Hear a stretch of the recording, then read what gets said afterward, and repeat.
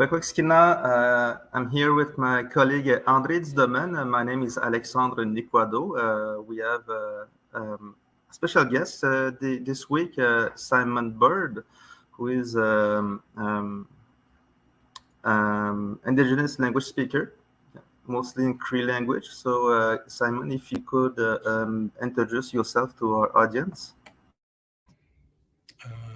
Now, as we say in the Y dialect, and also in the TH dialect and the N dialect, as a way to say greetings to all of you, or sometimes people say I shake all of your hands. Now, my name is Simon Bird. I'm from South End Reindeer Lake.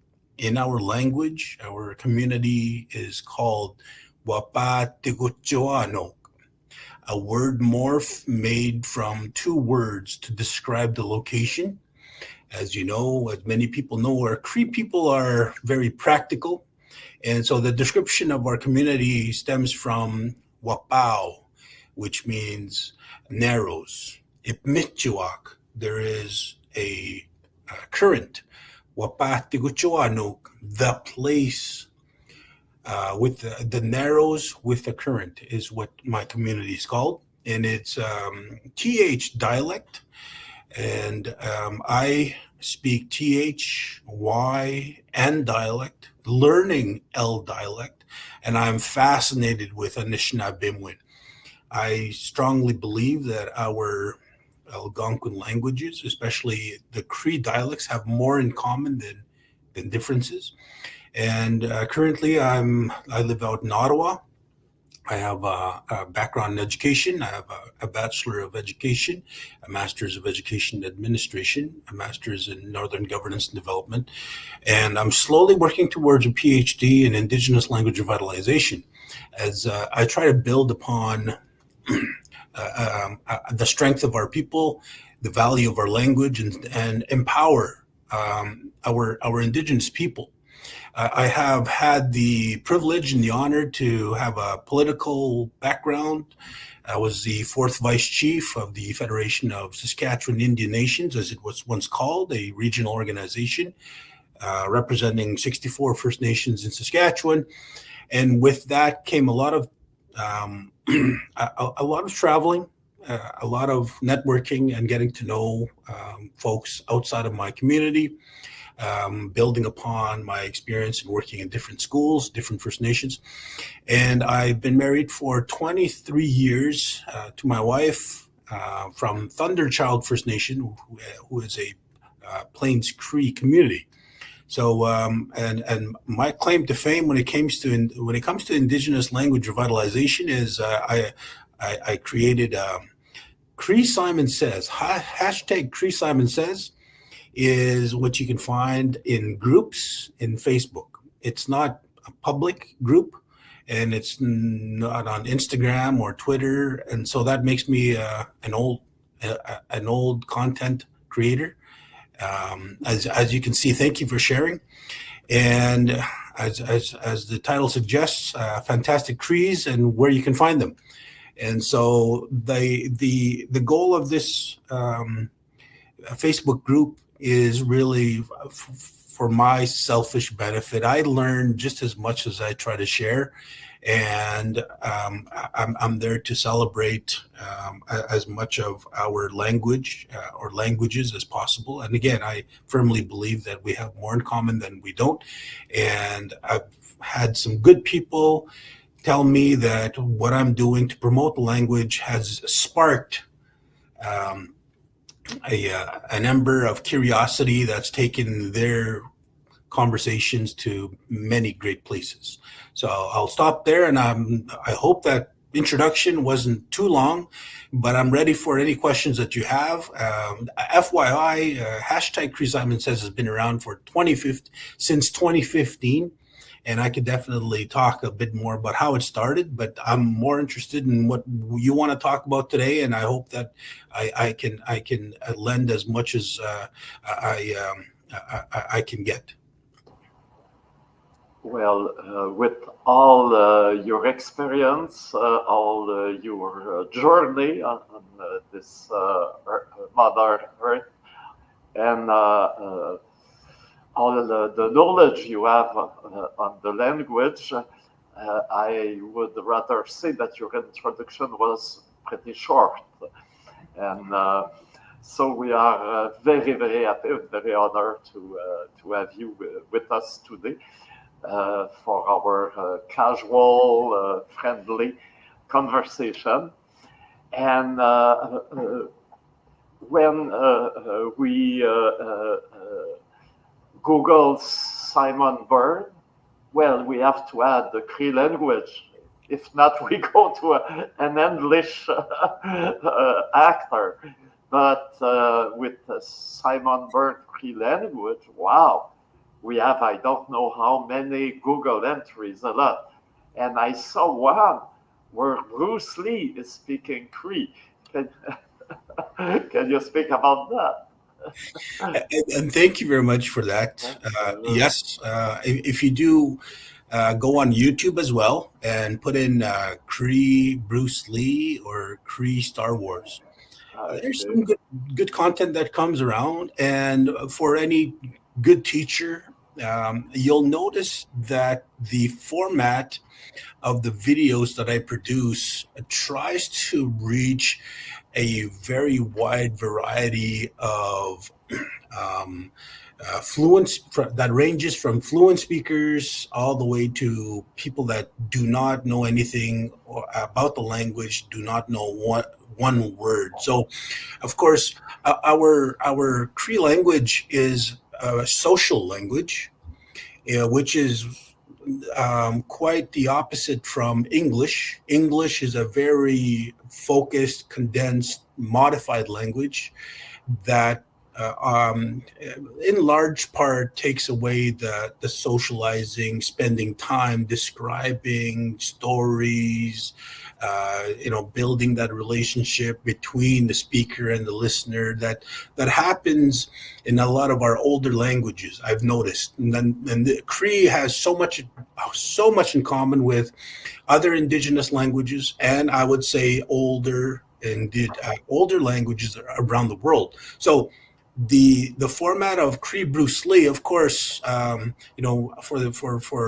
people of a certain generation, you would know that back when kung fu movies were introduced to communities, First Nations people, never saw anybody that really looked like them, but they could definitely identify with somebody that they seen as a hero. And so of course Bruce Lee was a hero and a martial arts expert, and just fascinating to see on TV. And a lot of what was spoken was in either Mandarin or in another language. And of course, when kung fu movies came out, the lips would be moving and certain words would be said, and it was very off key and it was very entertaining to see. And I just happened to know a little bit about multimedia and some of the material that you can use and borrow without having to worry about copyright infringement. And I believe the statute of limitations is something like 50 years. And I just happened to have this clip, and I created Cree Bruce Lee. And I made sure that what was shared was some common Cree words. And of course, I had to try and use the Y dialect because the Y dialect people, my relatives, our relatives, the Y dialect speakers were the first ones to really be threatened with a language extinction, language loss. So the materials that have been produced that are out there right now in terms of books, dictionaries, teaching materials, even apps, has been far greater than the other dialects that have been able to retain their language a lot stronger. And of course, when you're faced with a pushback, of language loss. What you do is you react, and that's what happened in, of course, the '70s and to today, which is, and so there's more people that are hungry for the language, and they identify as wide dialect speakers, or maybe just having access to wide dialect material. And so I build off of that knowledge that I've studied Native studies, and I've studied, came across the stories of the realities of people that were really prevented from moving freely with the Indian agent, and having the pass system, and this, and so and Northern First Nations being assimilated later. By ripple effect, roads didn't come into our northern communities until there was, after, well after World War II, and in the '60s and late '50s, there was a boom for mining natural resources, and of course those resources lead to the north, and as a byproduct, industry and provincial governments, they partnered with the federal government to make roads into our communities. So it's a fascinating history when you think about it, and all those things kind of start to be distilled in how I produce or have produced any language material that people have really caught on and have been interested. And that Cree Bruce Lee came at a time when I was a principal, and as you know,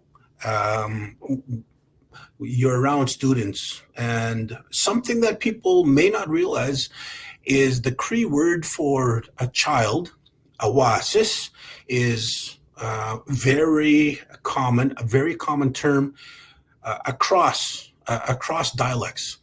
And the word for spirit, ahtak or ahtak, very, very common. And the word for star is also the same in a lot of our dialects. Ahtak, ahtagus, spirit and star. And I've been able to really, I have a really innate interest in our language, and I've seen this connection with our words, and some of the stories that I've learned in visiting people or meeting other people or listening to their stories. And I've been able to really piece together exactly what our elders have always stated. And of course, awasis is there's that word you can hear in there, wasu, which means he or she gives off light. Washteo. That's right. Washteo is if you see a light in the distance, you can see washteo. We see this. We say the same thing. But if you were to talk about a living thing, wasu, like we say that a vehicle is a living thing because the origin of the word is attached to the sled dogs, and of course it's the horseless carriage, and then now we have a vehicle, and we associate that same word as a living thing. So wasu, and of course, for a long time we use words in our languages all the time, and we don't really realize the history that it carries. And of course, the word when somebody's mad, kisuasu. Now, I'm not sure if that's the same word that you would use there, Alexandre. Kisuasu. He or she is mad. Kijoazio. So of course, Kijoazio. kisuasu. Now, when you think about that word, wasu, he or she gives off light, and kisuasu, it means he or she gives off fierce and intense light. Heat. Now, What's that? It gives off heat. It gives off. Heat. Exactly. So that proves what our elders have said, and we're connected to things that are out there, the stars, energy, and how as we grow older, we start to really feel the energy from younger people. That's why elders just love small kids, and they hug babies. There's that contrast of energy that you can actually feel from young kids, and when young people are too busy with life, they don't pay attention to these things, and it's unfortunate. But I love being around young people. So when I was a principal, I would have all a whole school, and we would joke around, and that would make me feel comfortable, and that would make me feel like I was in a safe place, and that would make me feel it was okay to joke around, and so that's the best creative stuff that I've ever done in my life was when I was in that safe space. Quite opposite from politics, and I'm still digging out arrows from my back from my days in politics, and unfortunately can be a really rough place at times. But I encourage anybody and everybody to really take a look at our language and what it has to offer. Another fascinating example that I often use in terms of how important our words are, and which clues you in to the to what it must have been like back in the old days, in terms of how people treated each other. And sometimes we hear people that people really revered relationships, connections. Respect was one of the the highest values. And sometimes when people say that too many times, it becomes rhetoric. It becomes you heard it before, but when you clue in, when you tie in those values or that philosophy of Indigenous people and what they prioritized, and you give a prime example of words that we use every day, it really makes you look at it from a different perspective, and your brain just kind of lights up, and it connects.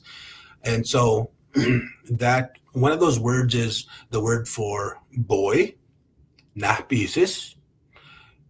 The word for girl, isquesis. So in most of our dialects, the word for boy is a smaller version of the word man. Napisis, napil. Man, boy. Isquesis, isqueo. Girl, woman. So in the Cree words, in the Cree dialects, isquesis, isqueo, they sound the same. There's a connection, a very strong connection. And napisis and napil, very, very strong connection, because they sound the same. And which in fact, the literal translation for those words, boy and girl, are woman to be and man to be. Now, these words were a part of our everyday language, and all older people and elders had to say is treat that girl with respect, because they will be women someday. And when we're surrounded by aunties, our mom, our grandmother, our grandmothers, and extended family, it's very easy to be reminded that that young lady is to be treated with respect in the way you would treat the rest of your female family members. And it's a reminder for the adults to treat our children with respect, because they the future generations that are going to be coming up quite fast. So it's a constant reminder, and of course, between Isquesis and Natbesis, it's a constant reminder to treat each other with respect. So the amount of bullying we can determine was almost eradicated. The amount of child exploitation was very it was almost unheard of, because you were always surrounded by reminders in the language to treat people the way our kinship terms dictated that we should treat them. And so that's what I've always found fascinating, and I try to share these key words with anybody and everybody that would listen, and I've been very fortunate to have people see and confirm that is in fact why we have such a lot of our elders have such compassion, have a different way of approaching and seeing life as a gift, and acknowledging Creator, and because we were always spiritual beings, because our language has all these reminders of how to behave with others, and how to behave with the land around us, and how to behave with the, of course, other people, our extended family members. So I hope that's kind of answers your question on Bruce Lee. Thank you so much. But if there's any other questions, I'm more than happy to connect. I find this, I could talk all day, Well, we have all the day, if you want, in front of us. No, that's really fascinating. And when you say you want to to evolve away from politics, you are still in it, because Bruce Lee is an anti-imperialist hero. I remember when I was a young hippie, I traveled in North Africa, and Bruce Lee was really a hero there. And also in the Star Wars saga, the hero is fighting the Empire. So I see the Johnny McDonald statue get down when you speak Cree, even if you want to hide it. And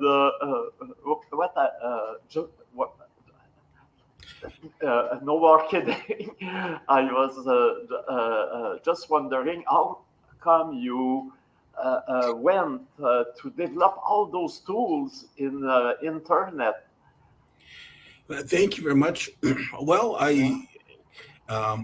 first of all, I didn't realize, in terms of the political, political undercurrent of the material that I was producing is political in nature, and so the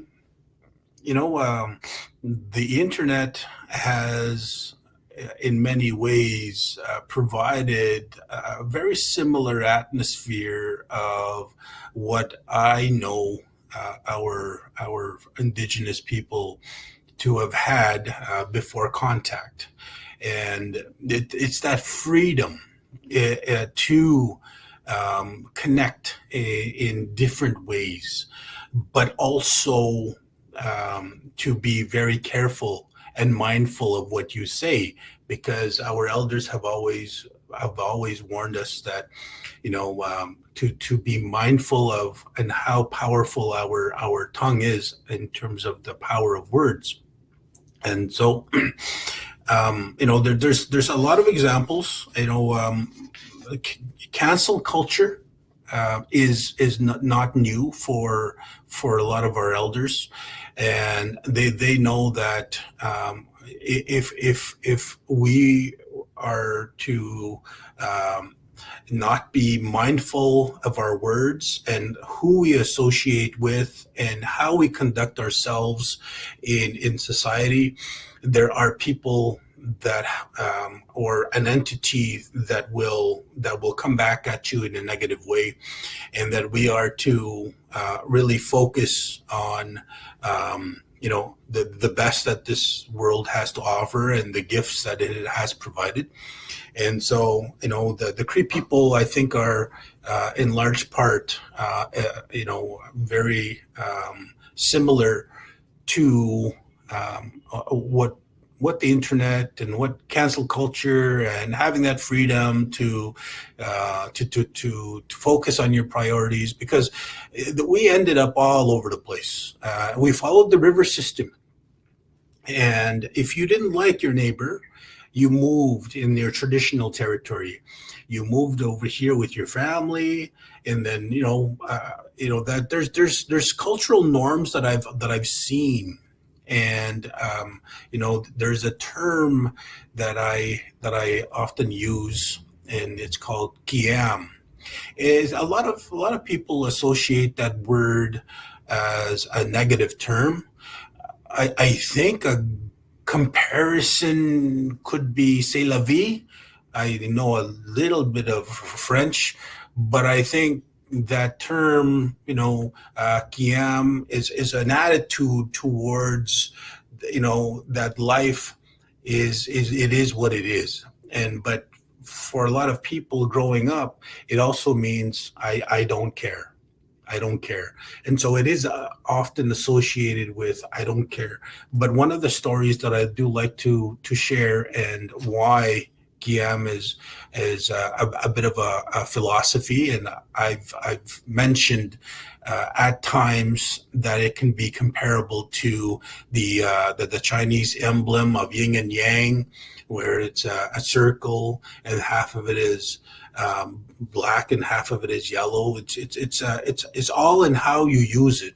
So when I was growing up, my name, Simon Daniel Bird, comes from my late uncle, who died before I was born. And my dad, of course, loved his older brother and missed his older brother. And when I came around 2 years later, as a lot of Cree people, a lot of people still today, to remember and to honor their past loved ones, they will name their children by the same names. So when the police, one of the stories I heard from my late grandmother is when the police came to see them about how he passed away.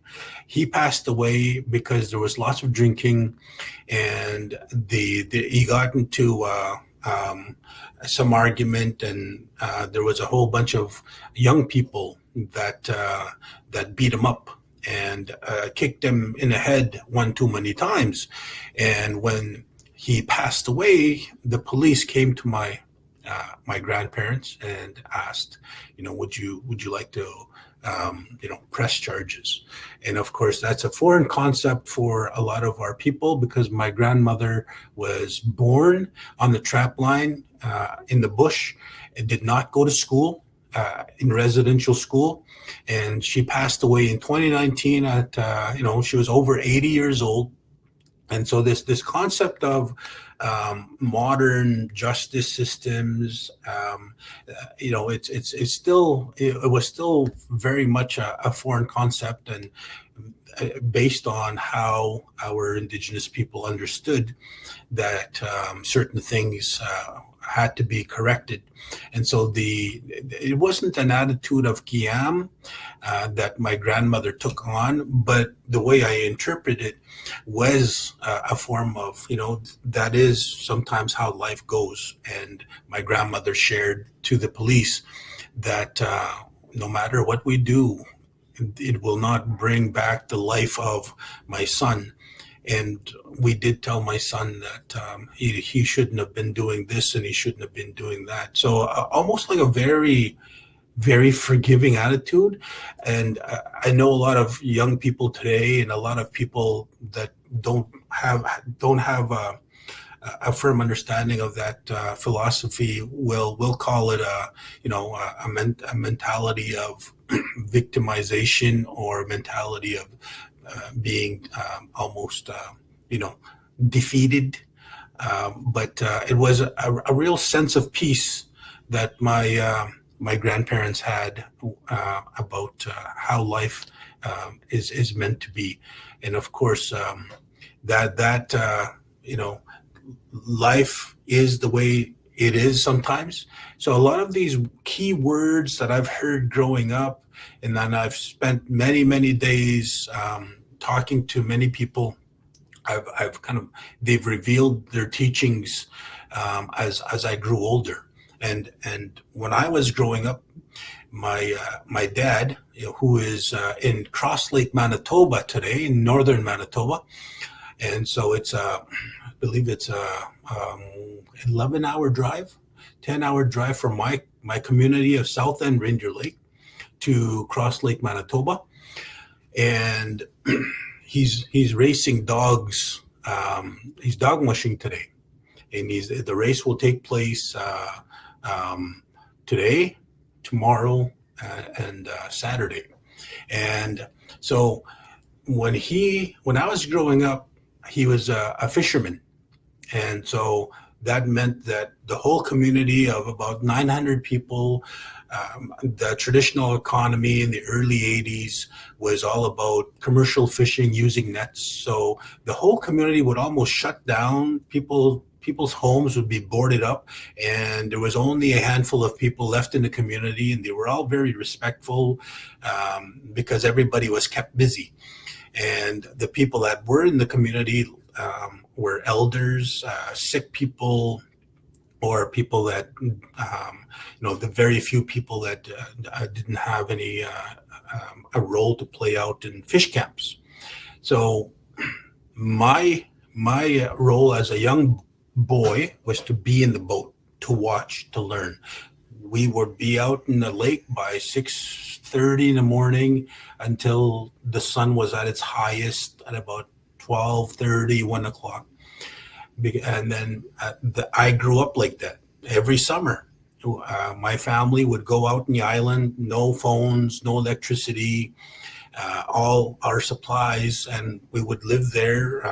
My mom, my dad, my brother, my sister, my grandparents were there, and some of the helping hands, because that was the way to make a living. And so I was in a boat, and that was my language nest. I would listen to old people talk, and my dad's older, and of course the people that would help him are also fluent speakers. They'd talk about the land, they'd talk about some of the stories, they'd share, they'd laugh, they'd joke, and my job was to listen at that time. I tried to be in the conversation, but a lot of words were not were as familiar to me as other older speakers. Now, to give you another example of just the fascinating history and the etymology of our words, is the word for thunder. So, Alexandre, what we say back home is a description of the word thunder. It's not a thing. It's an action word. We say "gihtuak," "gihtuak." And what that means is they are calling. And so when I was about 11, 12 years old, as a boy, I was visiting my grandmother's house, and that was one of my favorite places to be. And it was the dark purple clouds were coming from the east, and they were started to, you could see the flashes of light. And my grandmother says, "Bihtigui, bihtigui, gittuak. Go inside. There, thunder's coming." And I, as a fluent speaker, Cree as my first language, I understood that thunder. That's what we call thunder. But I thought about it, and I said to my grandmother, once we were inside the house, she took these cloths and she covered up the mirrors, and she covered up, and she says, "Stay away from the windows." And so she's like, I said, who's, and she unplugged the TV. I think there's one, 2 channels. That's what my grandma did too. She used to do that too. So a lot of these stories, right? We remind each other of how and why people were the way they were. We may not understand, but we've seen it. And so I asked my grandmother, I said, how come, well, who's calling? And she looked at me like she was a little stunned. And she said, don't you know? Like this, she had this puzzled look. And she realized that nobody explained, nobody told me. And she says, well, Bidisuak. And the Y dialect, we say Biesuak. N dialect, we say Pinesuak. And that means the Thunderbirds, the Thunderbird beings. I said, who are they? And she said, well, they live in the clouds. And I said, and she says, those are the Thunderbirds, are the ones that make those noise. They're calling each other. And I said, oh. And I said, well, what about the lightning? Yeah, the lightning is what they shoot down. They're the ones that create the lightning. I said, oh. So my understanding, my introduction to the language using key words has allowed me to access or to start a conversation that goes deeper into stories, explaining certain words. So today, the word, a common term for electricity, is literally translates to Thunderbird fire.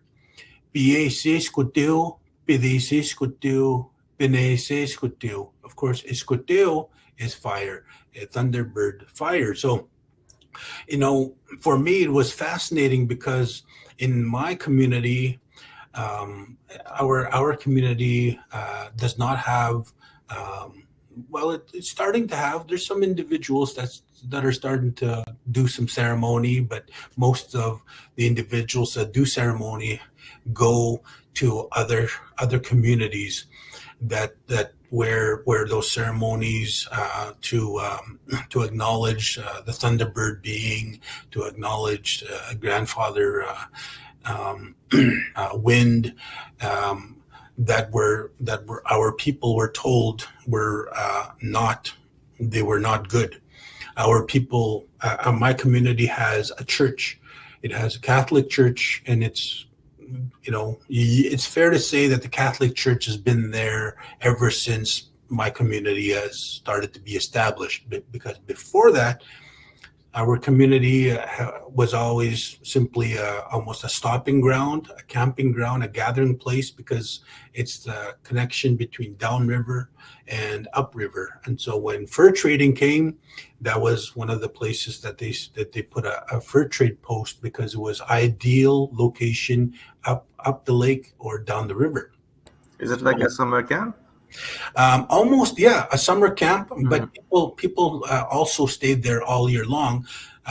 But in the winter time, they would go to their respective trap lines. So definitely a summer camp, but people did stay there all year long.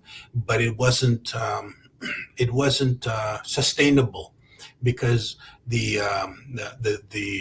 other trap lines, family members went to their respective trap lines where they knew they could access sustainable food, fish, moose, all year long. So the summer camp was ideal for a location.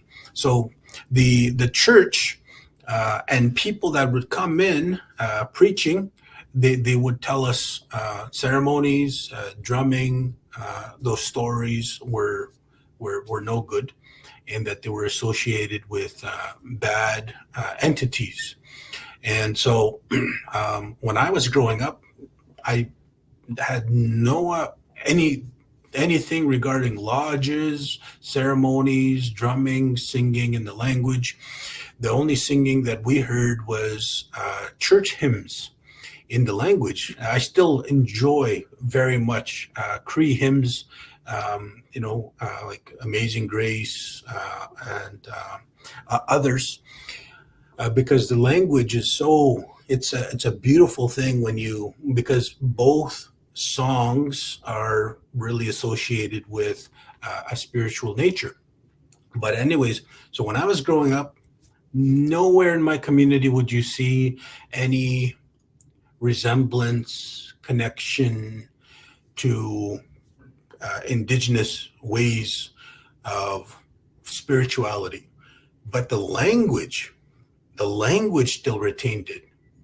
Nobody talked about the Thunderbird being. Nobody went into ceremony or talked about the ceremonies that had and acknowledged the Thunderbird being, yet the language, what we called thunder every day,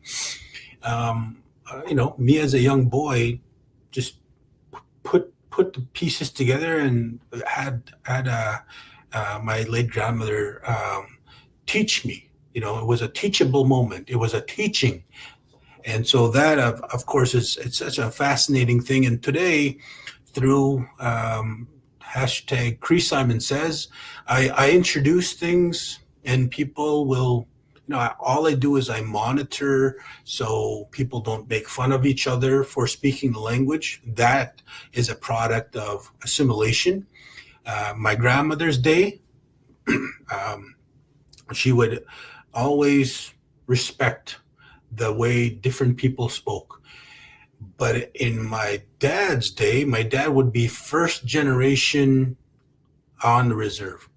And his generation didn't live on the land. They didn't travel as much. They're the ones that really started to stay in the community all the time. And so, this free-flowing river of visiting people downstream and upstream started to become pools of separate water. Pools, instead of a flowing river that cleans itself every spring, that grows and is full of life and every summer, and freezes up in the winter, and then again has a natural cycle every year. That can be compared to our understanding as Indigenous people is at one time we appreciated different ways of knowing. We accepted other people's ways of speaking, and we weren't so particular, and we didn't have this attitude of that's wrong. This is how you say it. And so when this generation came around, that were, either forced to not speak the language through residential school, or were taken away to go to residential school. And when they came back, and they were told, that's not how we speak, and they were made fun of. That closes a person's braveness to play around with the language, to learn with the language, to grow stronger in the language. When you make fun of a person, that allows that fire that's in so many of us, it just kind of, it's like pouring water, and that water, slowly that fire goes inside, and people stop speaking the language. They stop being brave to speak the language. They only speak to their grandparents. They only speak to their to older people or their old family members, because other people that have inherited this segregated, this isolated mentality have made a negative impact in how we should be supporting the language, how we should accept different ways of knowing, and how it's our responsibility to appreciate, to encourage, and to go out there and connect. And so there is a river. It's called the internet today, but it can be very dangerous. I sometimes ask people, I said, are you on Facebook? And if half the people say yes, and half the people say no, and then I say, do you have hashtag Cree Simon Says?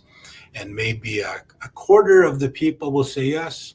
75% of the people will say no. I said, for those of you that have Facebook, you can check out Cree Simon Says. for those of you that do not have Facebook, don't have Facebook. It's a dangerous place.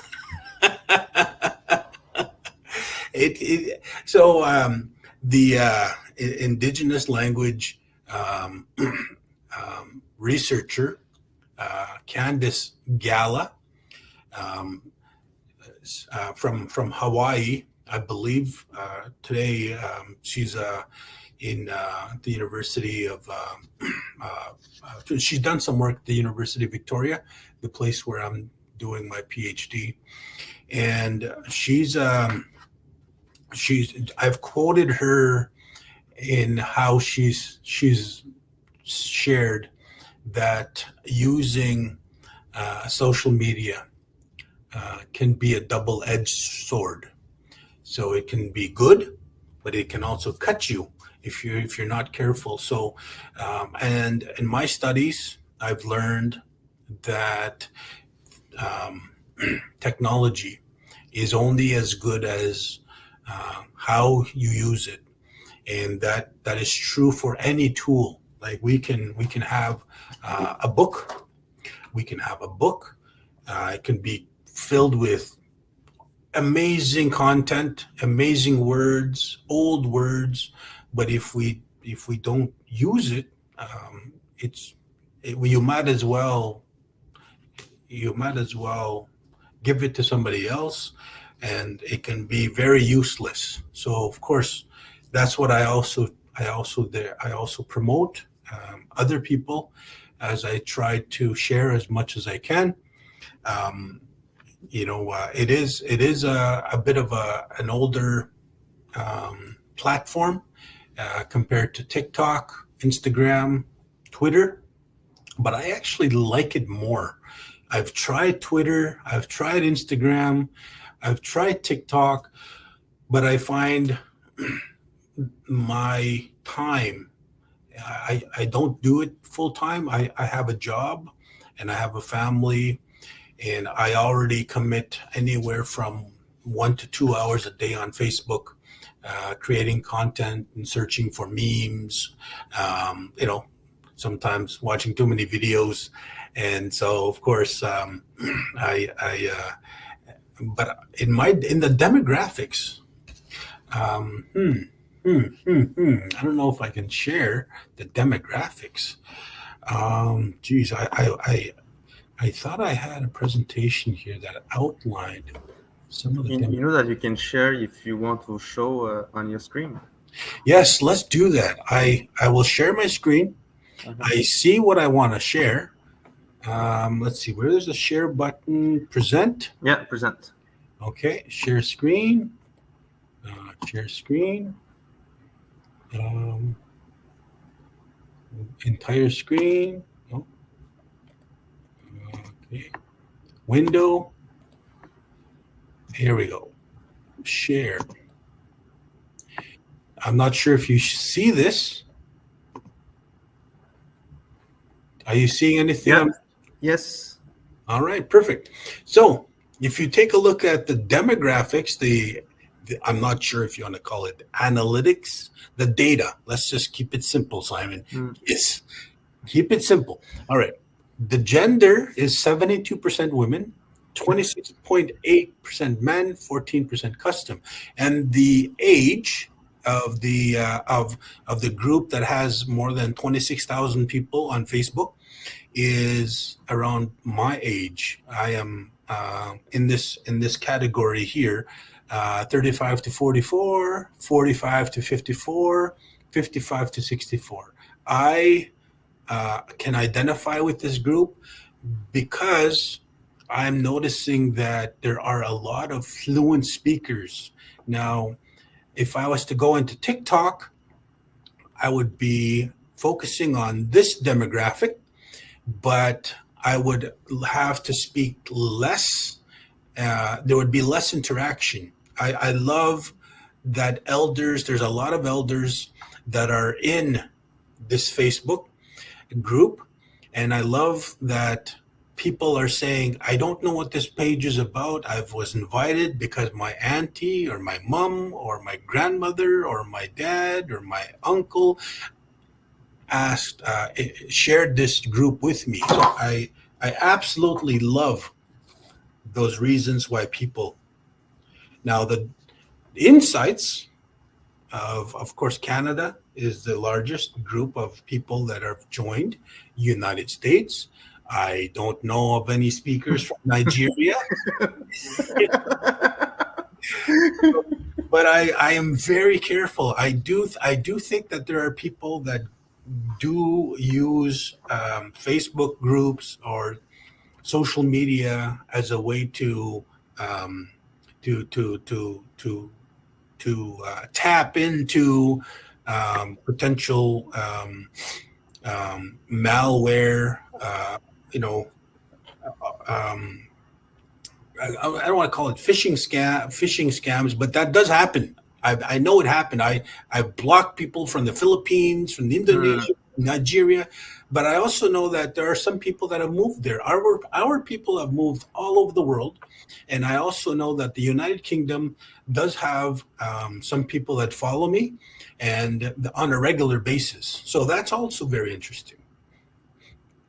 And here, the largest city, of course, wide dialect territory is Edmonton, Alberta, 2,926.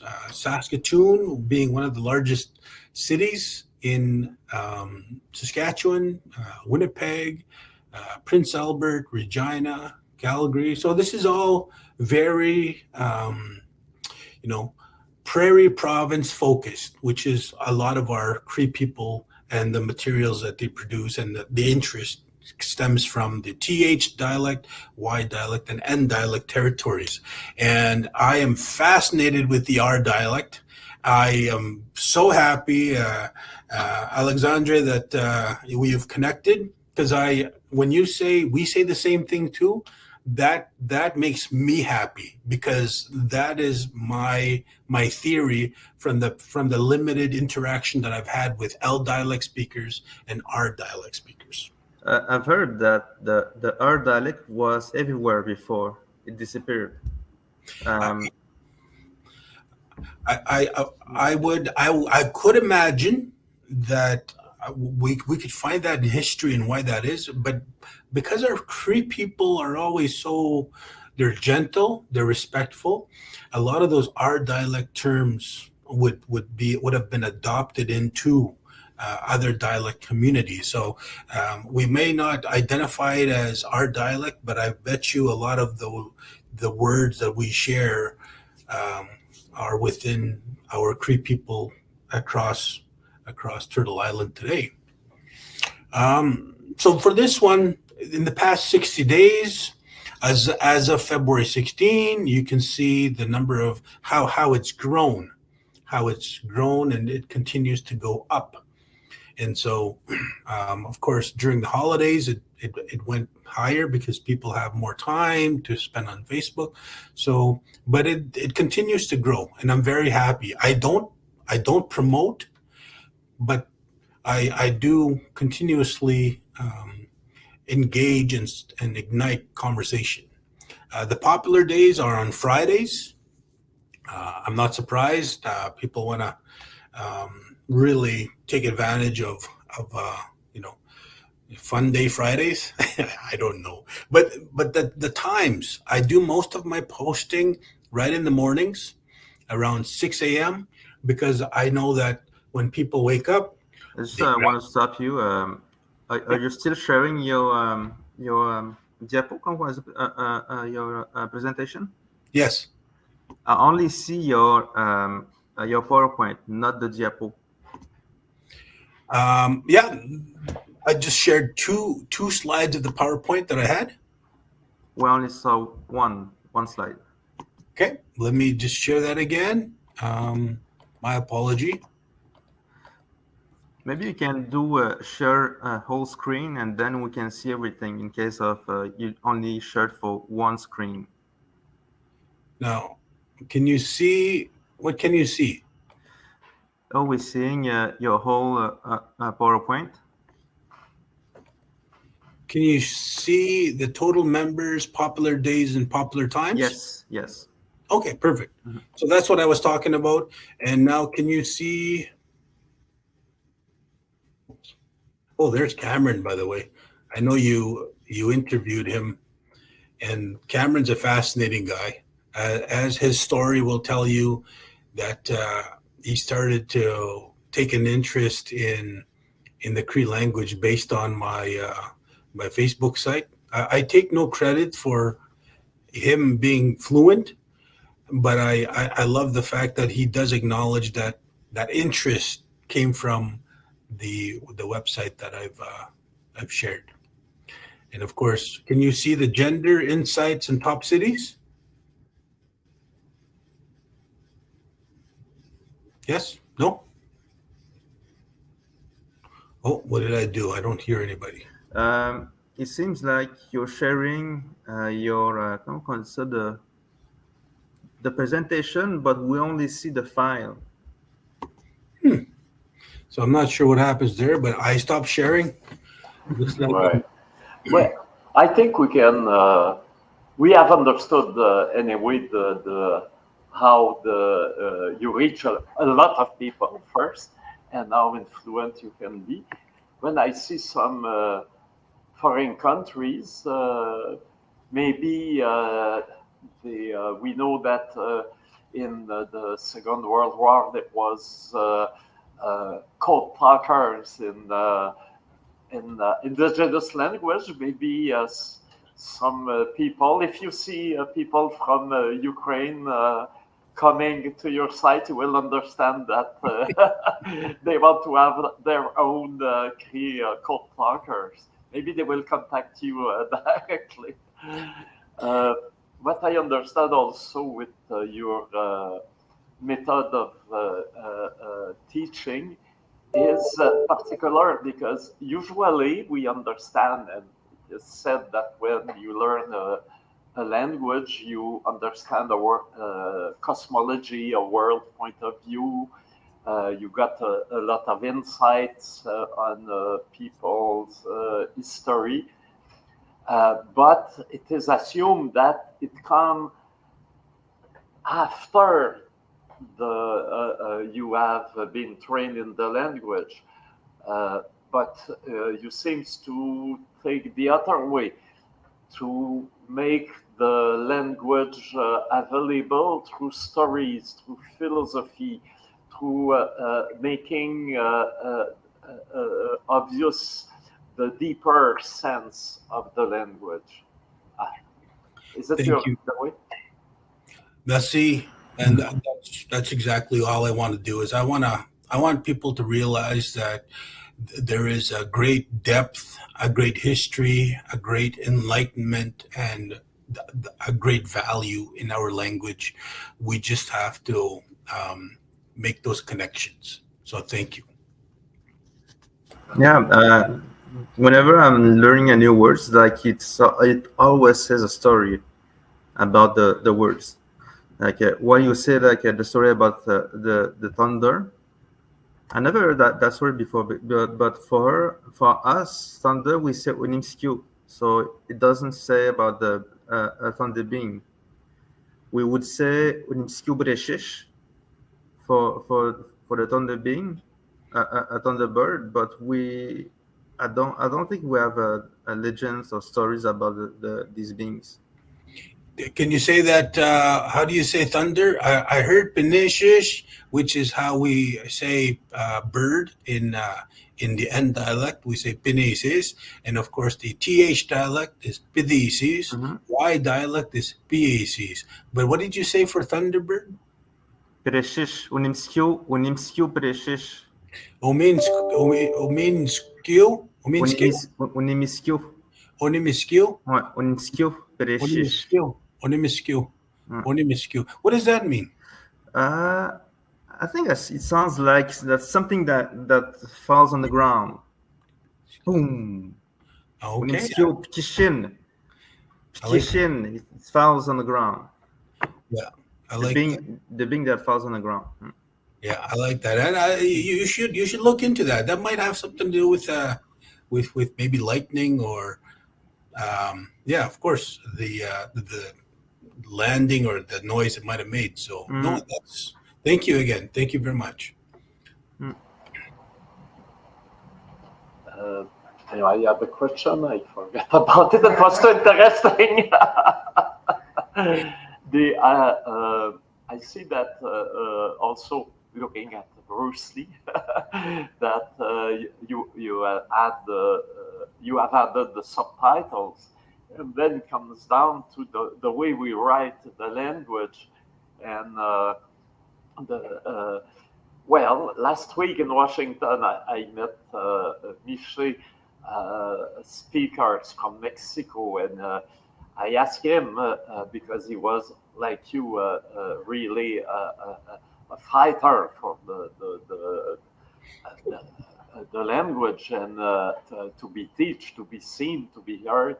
And I asked him if they have a writing system. He said, "Oh, we have a lot of concern with normalization." And I was wondering if the Cree, how finally you get a system of writing it that can be used by all the different dialects speaker. That's a very that's an age-old question. That question has been contemplated by many people. Should we be writing the language? And if we do write the language, how should we write it? Should we write it in syllabics? Should we write it using English letters, which we call standard Roman orthography?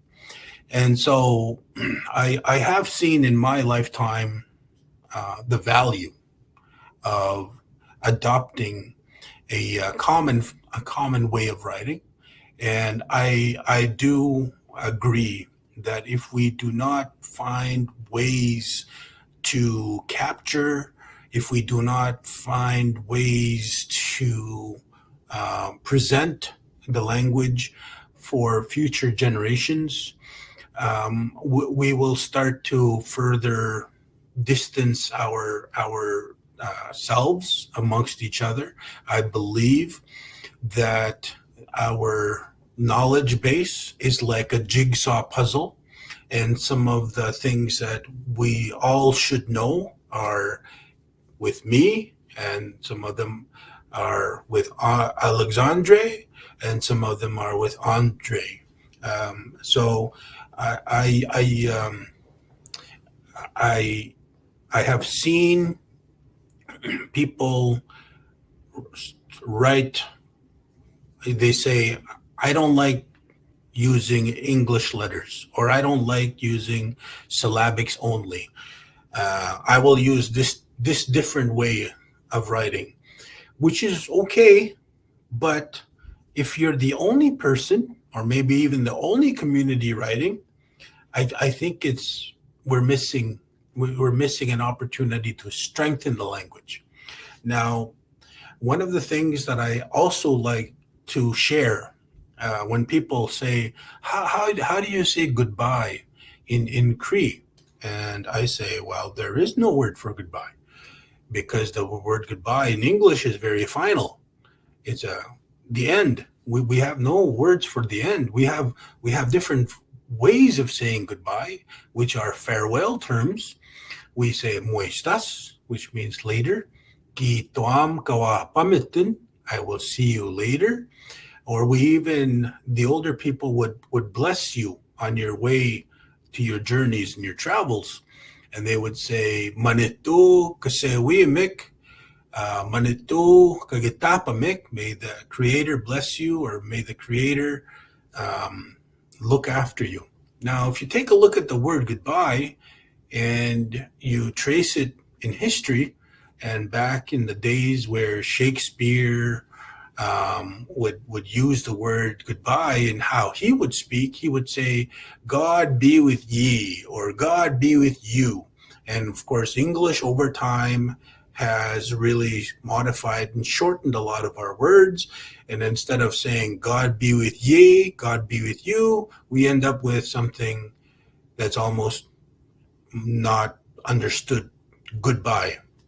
And so that is the danger of not writing in its full form, and that is the danger of not learning from language nests outside of your own. Is you start to forget the history and the story of how those words came to be and why we say certain things and why certain ways are not easily translated to our language. It can be, but we have to understand how we ask those questions. We have to understand the question that we're asking in English.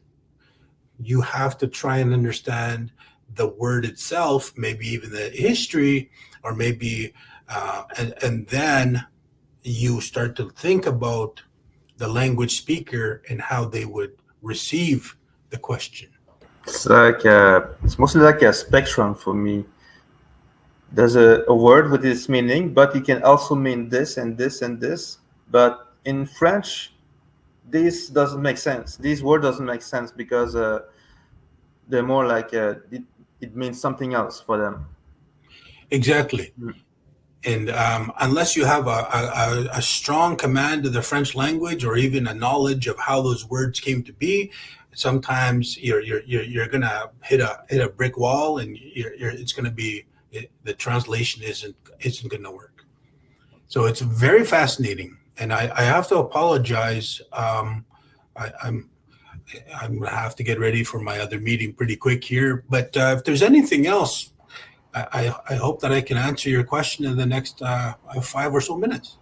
Yeah, maybe you can just conclude, because I see that you are now working on the indigenous languages revitalization.